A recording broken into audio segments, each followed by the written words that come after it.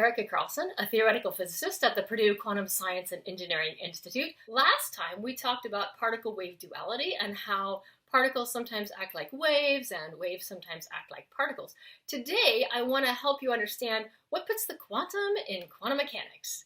So mechanics just means how something works, but quantum is related to quantized or quantify, meaning you can count it in discrete steps. So for example, we often find that the properties of a particle in quantum mechanics come in discrete or quantized values, which is why we call it quantum mechanics. So for example, maybe a particle could have an energy here or at a higher energy here, but nothing in between. We would say then the energies are quantized.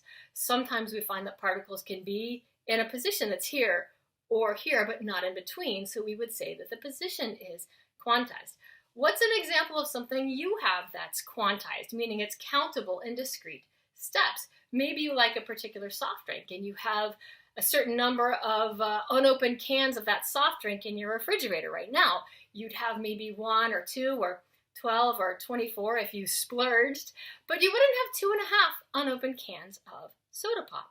Something we've got unopened cans of right now is actually hazelnut spread. Right now I'm a visiting scientist at ESPCI in Paris, so this is in French. It's pâte à tartiner noisette, or hazelnut spread. And as you know, we're all experiencing social distancing, so just in case they put us on lockdown again, we have a lot of these in the house right now. So we have 1, 2,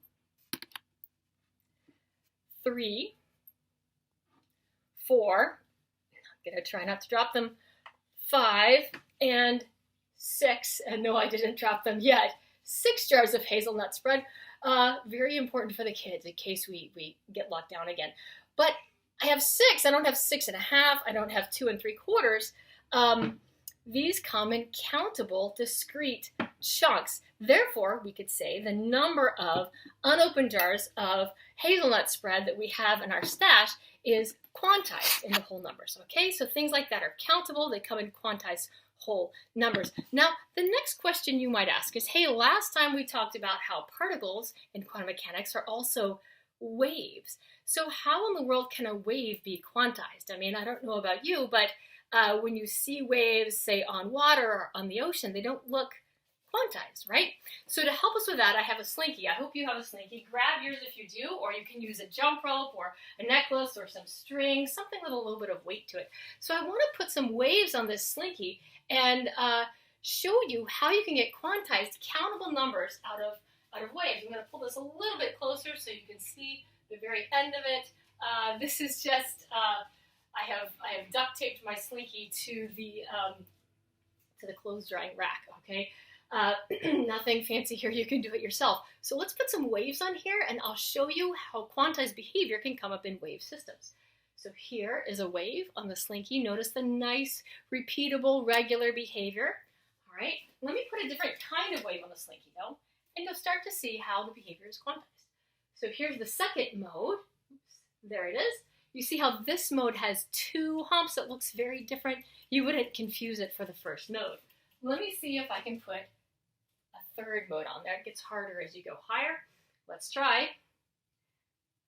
Okay, there's the 3rd mode. Notice that it looks very different. It has 3 humps. You wouldn't confuse it for the 1st or 2nd mode.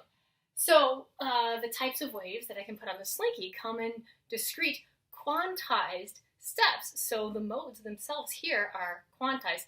And it's actually for the same reason that the behavior of particles in quantum mechanics gets quantized as well. When we find that energies of electrons are quantized inside of atoms, it's for a very similar reason. They're making little standing waves.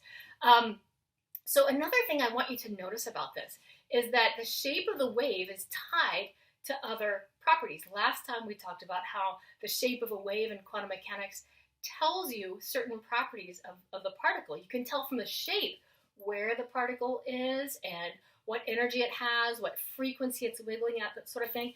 That's all happening with these waves too. So you see the shape of this wave, and you see it's got a particular frequency, it's got a particular energy to the mode.